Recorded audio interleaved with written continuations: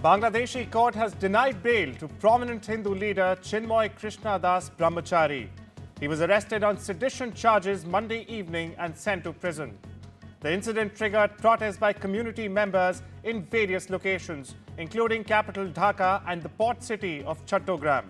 Over in India, political parties from across the spectrum have slammed the arrest and the subsequent denial of bail.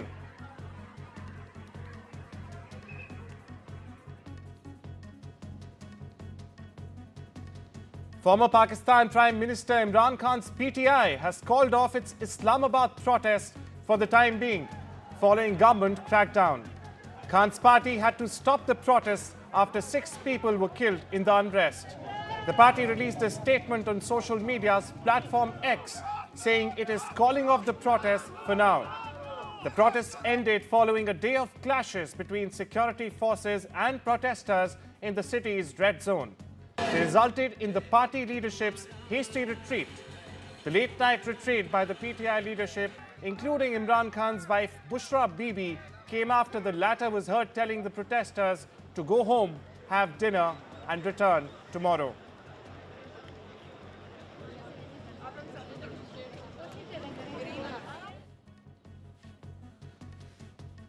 China's Defense Minister Dong Jun has been reportedly placed under investigation for corruption, becoming the latest official to fall in a sweeping crackdown on graft in the country's military. If confirmed, Dong would be the 3rd Chinese defense minister in a row to fall under investigation for corruption. A former Navy commander, he was appointed defense minister in December following the surprise ouster of predecessor Li Shangfu, just 7 months into the job. According to Beijing state media, Li was later expelled from the ruling Communist Party for offences including suspected bribery. He has not been seen in public since.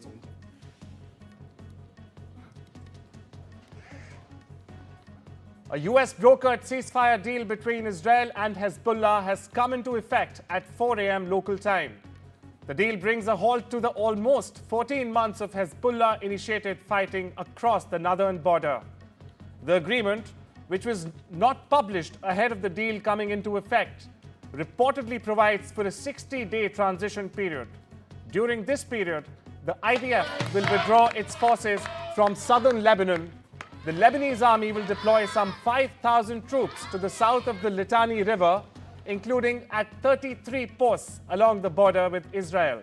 And Hezbollah forces will leave southern Lebanon, and its military infrastructure will be dismantled.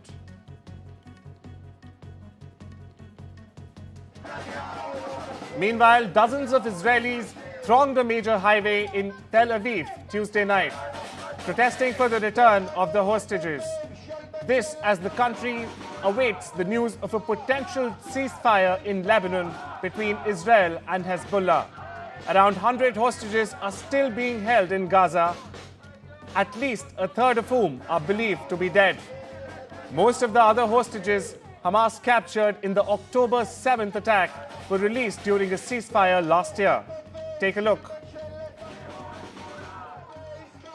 I'm calling all the leaders around the world and also Trump.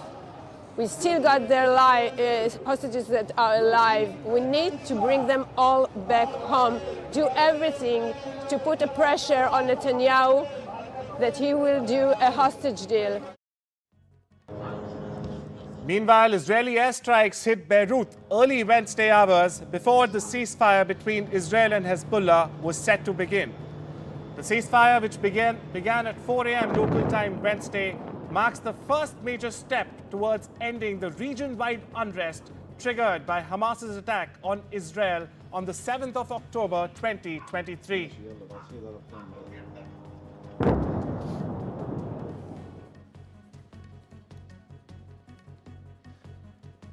Over in the US, President Joe Biden has called the Israel and Hezbollah ceasefire agreement good news.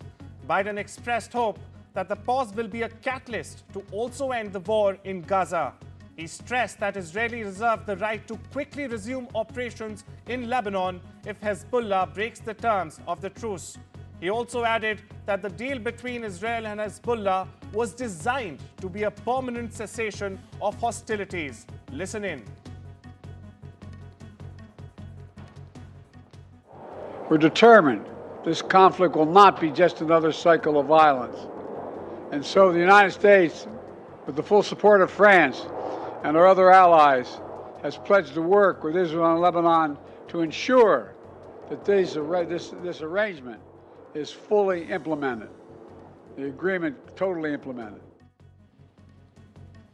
Meanwhile, India has also welcomed the US-brokered Lebanon ceasefire deal, saying it has always called for de-escalation, restraint, and return to the path of dialogue and diplomacy. New Delhi hopes these developments will lead to peace and stability in the wider region. A joint statement of G7 foreign ministers is set to avoid mentioning the International Criminal Court's arrest warrant against Israeli Prime Minister Benjamin Netanyahu. This comes despite an effort by the Italian hosts to find a common position on it. Italy, which currently chairs the G7, said on Monday it wanted to try to forge a common position about the ICC arrest warrant at a two-day meeting it hosted, which ended Tuesday. A draft of the final statement due to emerge from the discussions, reviewed by Reuters, does not directly name the ICC and its decision.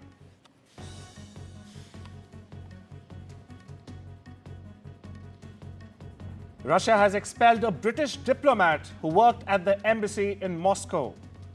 The Kremlin has accused him of spying, marking the latest blow to the two countries' worsening diplomatic relations.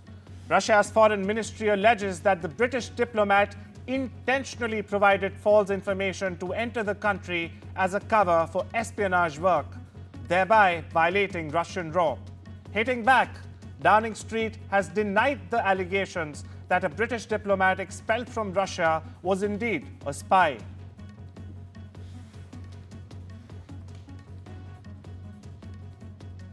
Over in the U.S., Texas Governor Greg Abbott and former acting U.S. Immigration and Customs Enforcement Director Tom Homan visited the Texas-Mexico border to show appreciation to border officials and serve Thanksgiving meals.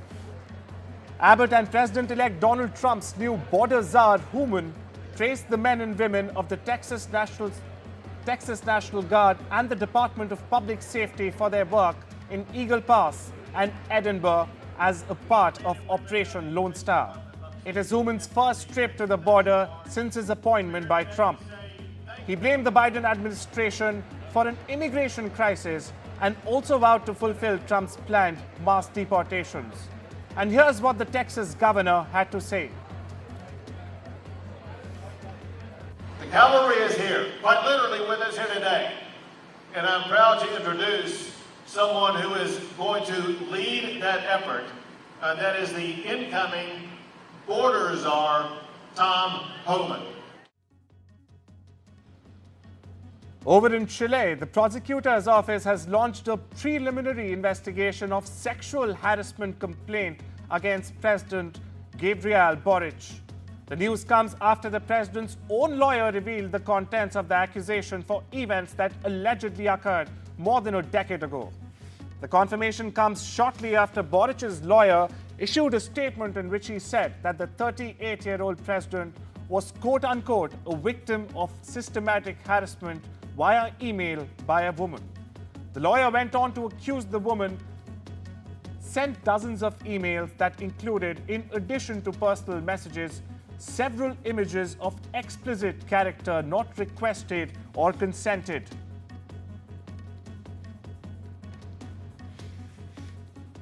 Over in Albania, opposition lawmakers and their supporters blocked the capital's main streets for hours together on Tuesday. They are accusing the government of corruption and demanding it to be replaced by a technocratic caretaker cabinet until the 2025 parliamentary elections. Hundreds of activists blocked traffic at Tirana's main intersections, accusing the Socialist Party of Prime Minister Edi Rama of corruption, manipulating earlier elections and usurping the powers of the judiciary. Hundreds of police officers were deployed to protect government buildings and kept streets clear for traffic and preserved order. They used water guns mounted on trucks to keep protesters away from the City Hall and Wilson Square, and tear gas in at least one case. Very interestingly, a suspect wanted in the US for 2 bombings in the San Francisco area has appeared in a London courtroom Tuesday after being captured following a 20-year run from the law. 46-year-old Daniel Andreas San Diego, one of FBI's most wanted fugitives, was arrested Monday in Northern Wales. He was held in custody after the court appearance in Westminster Magistrates Court and faces extradition. Diego is charged in the US with planting 2 bombs that exploded about an hour apart on the 28th of August 2003 on the campus of a biotechnology company in California. Not only this, he is also accused of setting off another bomb at a nutritional products company in California only a month later.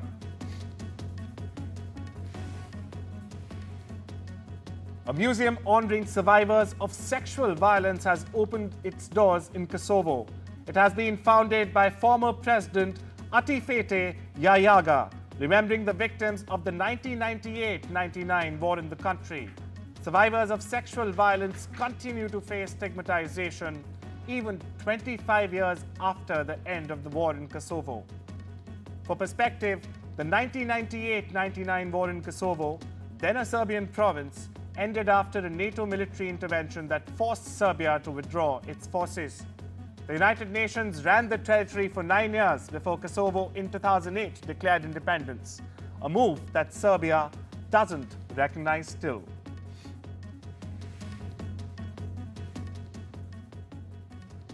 A strong earthquake late Tuesday struck Japan's north-central region of Noto that's still recovering from a deadly quake earlier this year.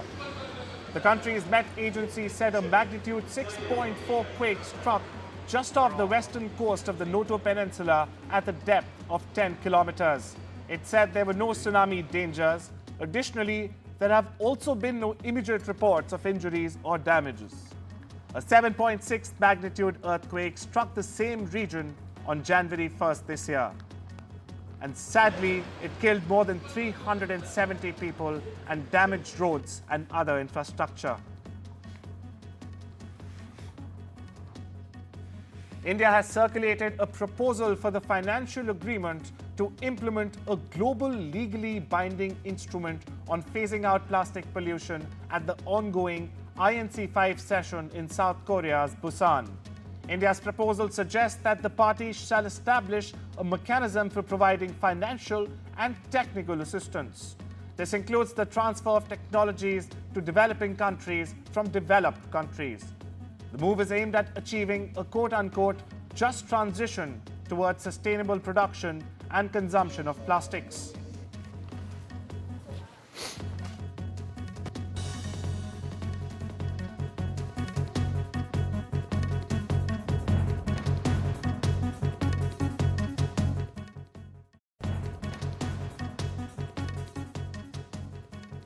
Over in the Far East, Beijing has handed a suspended death sentence to former Bank of China Limited chairman Lu Liang over bribery. The move marks heightened security over the nation's $66 trillion financial sector. Lu's penalty carries a 2-year reprieve and all his assets will be seized. State broadcaster China Central Television reported Tuesday. The sentence means he could be spared execution if he behaves during the period. Lu was one of the most senior bankers to become implicated in a broad crackdown on corruption in the financial sector unleashed by President Xi Jinping in late 2021. He was found to have accepted over $17 million in bribes.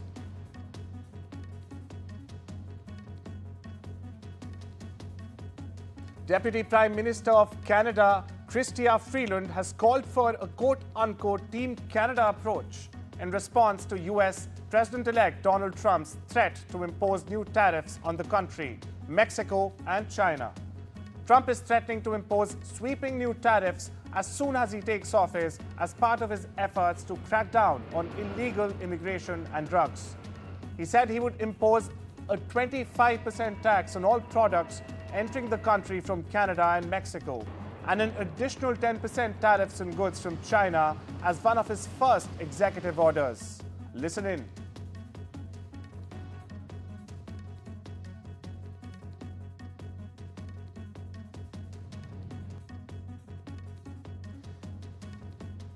India's Vedanta Group is set to invest $2 billion to build a copper processing facility in Saudi Arabia.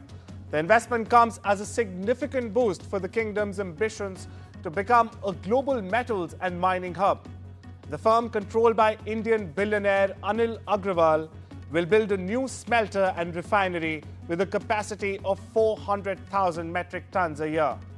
Vedanta also plans to set up a facility to produce as much as 300,000 tons per year of copper rods, a key raw material for electric cables.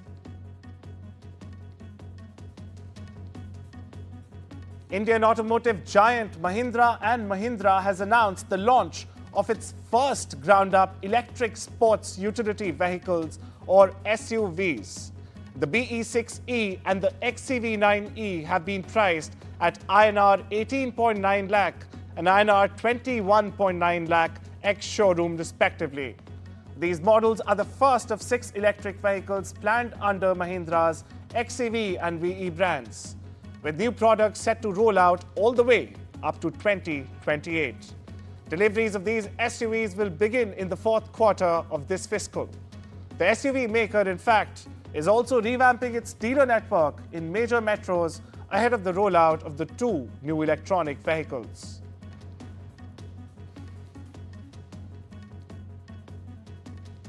Now to the land down under. Australia's House of Representatives has passed a bill that would ban children younger than 16 years old from social media, leaving it to the Senate to finalize the world first law.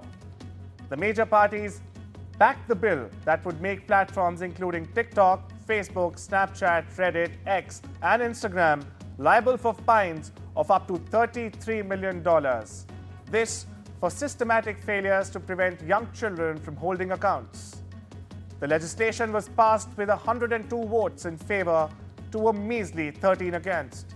If the bill becomes law this week, the platforms would have 1 year to work out how to implement the age restrictions before the penalties are enforced.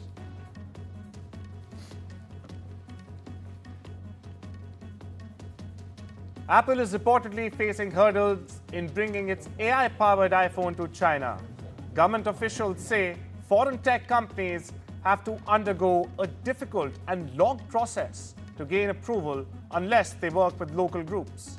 These comments from Beijing come as Apple CEO Tim Cook visits China for the 3rd time this year as the company tries to untangle the country's thorny regulations. It is doing so in a bid to bring its artificial intelligence offering, dubbed Apple Intelligence, to devices sold there. Cyber attacks from adversaries around the world enhanced by AI. That's the warning from a UK government minister, the Chancellor of the Duchy Lancaster, Pat McFadden, as he sets out the new daily reality of quote-unquote cyber war in a speech at the NATO Cyber Defense Conference in London. The UK government has given a special mention to Russia as a potential source of these attacks and is also creating a laboratory to stay ahead in the new AI arms race.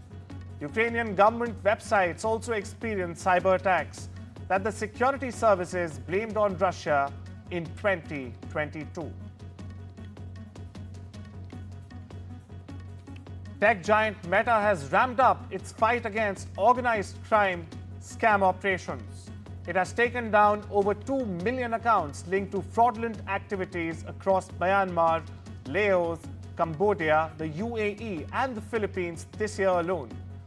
The initiative is a part of the company's broader effort to combat pig butchering, scams, and other schemes designed to defraud victims worldwide, often through text messages, social media dating platforms, and crypto apps.